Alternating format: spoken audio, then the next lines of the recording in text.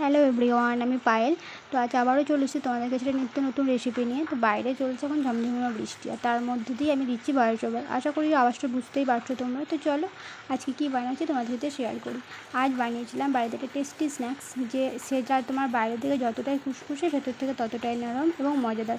এবং হ্যাঁ, এটা কিন্তু হেলদিও। তো সবাই খেতে পারবে, বাচ্চা থেকে বড়, কোনো অসুবিধা নেই। এটা কোনো আনহেলদি ফুড নয়। বাড়িতে সবাই অবশ্যই ট্রাই করো একবার।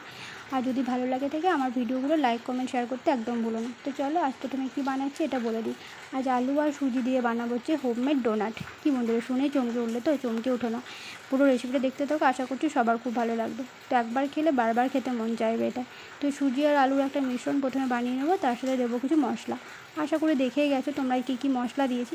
তারপর সেটা গোল করে আকার দিয়ে নাও ডোনাটের শেপে। তারপর সেটা গরম তেলের মধ্যে দিয়ে গোল্ডেন ব্রাউন কালার যখন চলে আসবে তখন ঠিক সেভাবে ভেজে নাও, এবং সেটা ভাজা হয়ে গেলে তেল থেকে তুলে নাও, এবং এরপর আস্তে আস্তে তোমরা সমস্ত ডোনাটগুলো ভেজে নাও। এরপর একটা চা বা কফি বা যে কোনো